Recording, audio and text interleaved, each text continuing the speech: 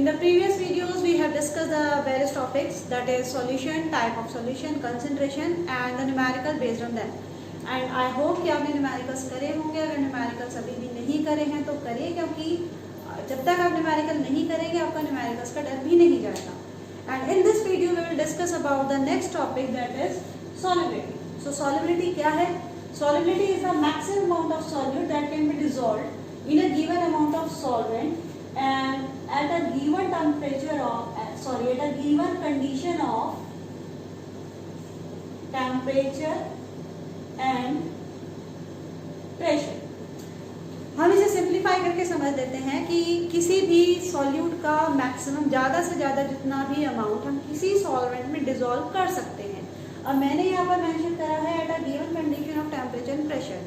वो भी ज़रूरी है, क्योंकि अगर जो सॉल्वेंट हमने लिया है, हम सॉलिबिलिटी कब तक देखते हैं? जब तक कि टेम्परेचर और प्रेशर की जो कंडीशंस हैं वो सेम रहती हैं. अगर टेम्परेचर और प्रेशर चेंज हो जाएगा तो इसका मतलब सॉलिबिलिटी भी चेंज होगी. So we have to calculate the solubility और we have to look at the solubility only at a given condition of temperature and pressure, अगर हमें सॉलिबिलिटी को कंपेयर करना है. आप इसे एग्जांपल से समझ सकते हैं. For example, if I take 1 glass water और 1 ग्लास वाटर में अगर हम डिसॉल्व करते हैं, you can take it as salt और sugar. Suppose I am taking sugar, तो आप 1 ग्लास वाटर में कितना मैक्सिमम से मैक्सिमम कितना शुगर डिसॉल्व कर सकते हैं? 1 स्पून, 2 स्पून और 3 स्पून, मैक्सिमम टू मैक्सिमम. यानी कि जितना भी स्पेसिफाइड होगा एक मैक्सिमम लिमिट होने के बाद उसका डिसॉल्व होना बंद हो जाएगा. सो अगर सपोज हम इस ग्लास के लिए कंसिडर कर लेते हैं, suppose 3 spoon is the maximum amount. So जो मैक्सिमम अमाउंट इसमें डिसॉल्व हुआ वो उसकी क्या हो गई? सॉलिबिलिटी हो गई. ठीक है. अब बट सॉलिबिलिटी देखने के लिए हमें ये भी पता होना चाहिए कि सॉलिबिलिटी किन किन फैक्टर्स पे डिपेंड करती है. सो जो सॉलिबिलिटी डिपेंड करती है वो बेसिकली 4 फैक्टर्स पे डिपेंड करती है, और वो 4 फैक्टर हैं. सबसे पहला है nature of the solute. Okay, nature of the solvent, temperature, and the fourth one is pressure. So solubility depends on nature of solute, nature of solvent, temperature and pressure. इसे हम एक एग्जांपल से समझ सकते हैं. For example, if I am taking the example of sugar, salt or alcohol, so they are soluble in water. But if I take the example of anthracene or any other organic compound that is naphthalene, then they can't dissolve in water, but they can dissolve in another organic compound, say benzene. तो वो benzene पे dissolve हो सकते हैं. तो यहाँ पर किस पे डिपेंड किया? यहाँ पर डिपेंड करा नेचर ऑफ सॉल्यूट और सॉल्वेंट. इसके लिए आपको केवल वही बेसिक चीज ध्यान रखनी है जो आप 11th क्लास में भी पढ़ चुके हैं, that is like dissolves like. अब like dissolve like means polar dissolves in polar and non-polar dissolves in non-polar.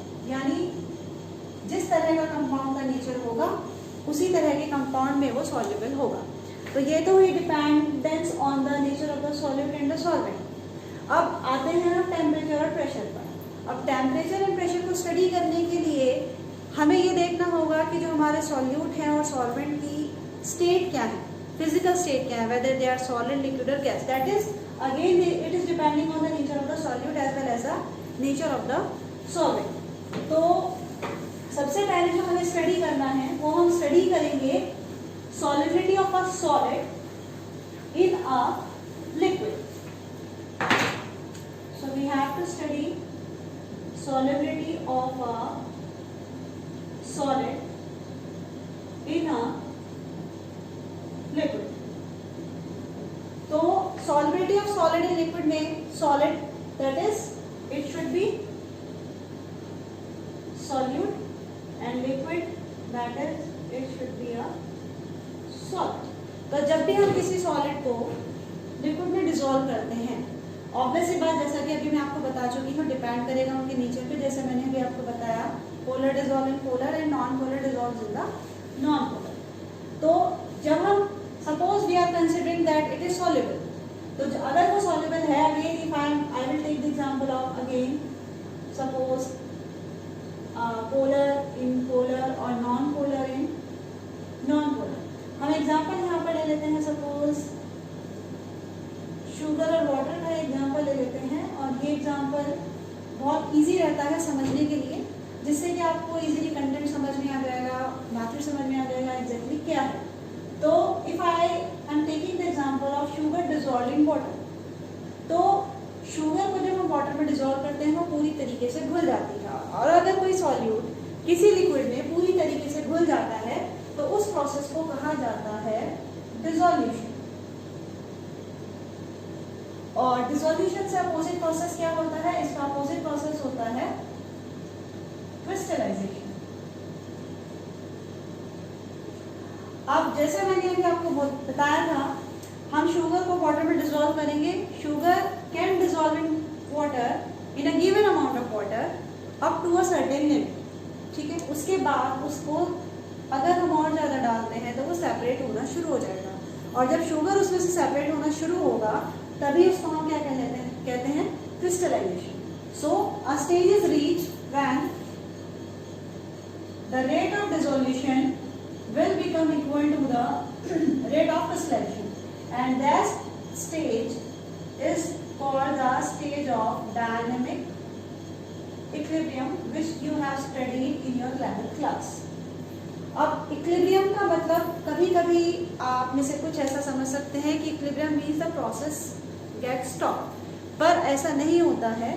Equilibrium doesn't means कि प्रोसेस रुक गया, इक्विलिब्रियम ओनली मीन्स कि two processes are going on a equal rate, यानी जब rate dissolution और crystallisation का rate equal है। वैसे भी मैंने यहाँ पर मेंशन किया है डायनामिक इक्विलिब्रियम।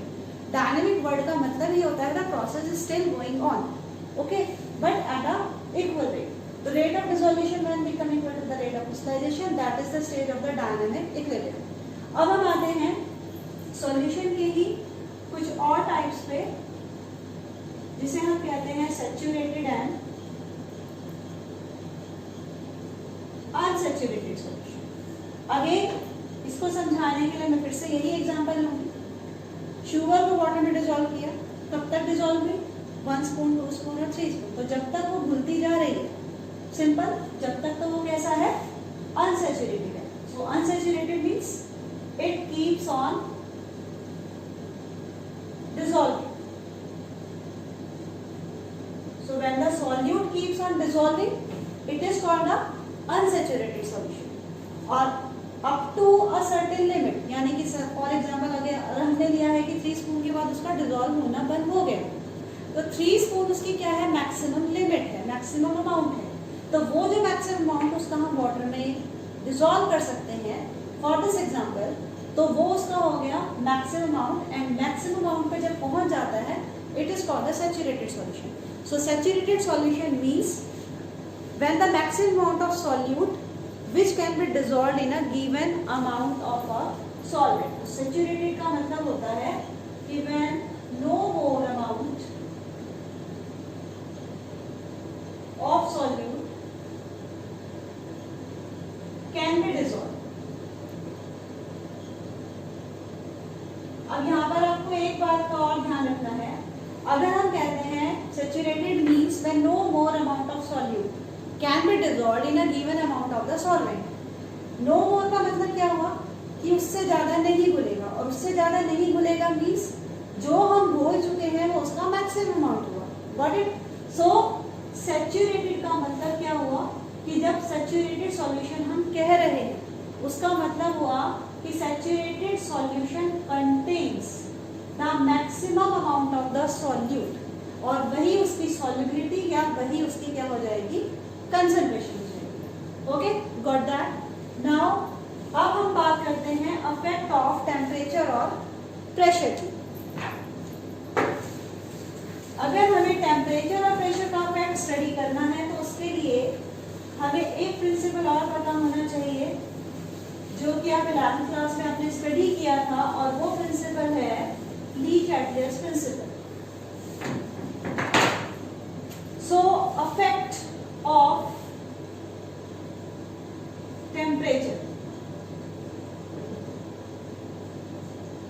किसकी बात कर रहे हैं?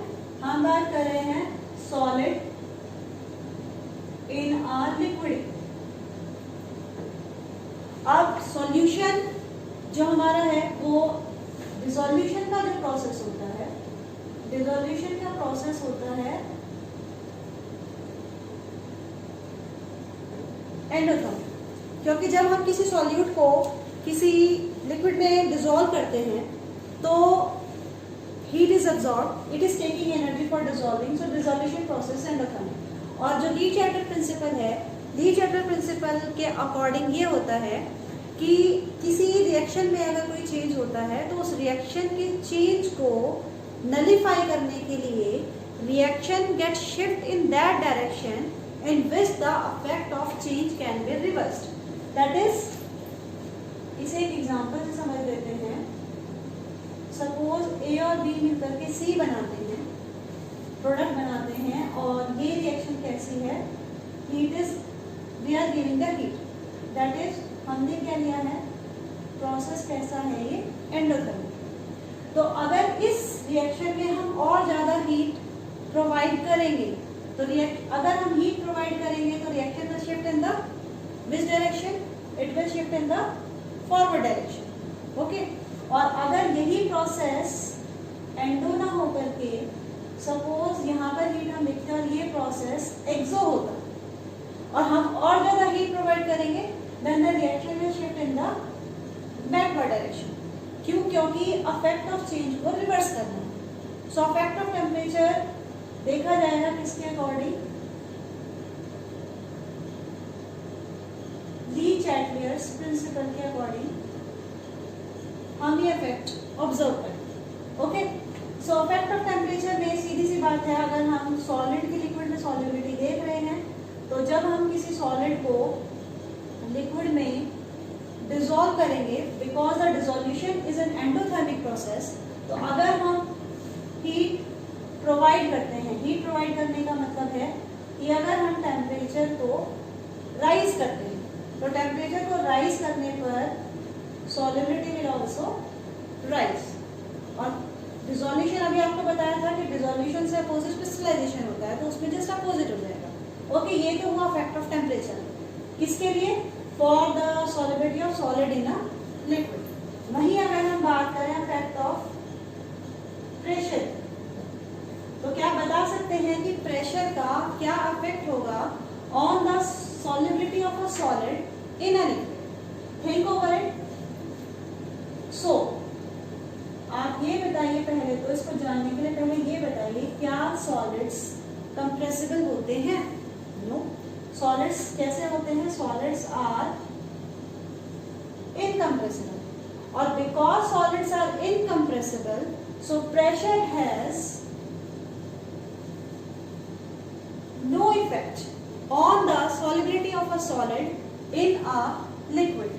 Okay, so हमने चारों इफेक्ट देख लिए, nature of the solute, nature of the solvent, effect of temperature and effect of the pressure. Okay, आप इसको रिवाइज कीजिएगा।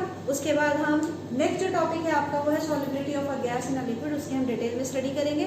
टिल देन आपको पीछे के न्यूमेरिकल्स भी रिवाइज करने हैं और आपको ये कंटेंट भी रिवाइज करना है, और अगर आपको कोई डाउट हो तो आप पूछ सकते हैं। Okay, bye.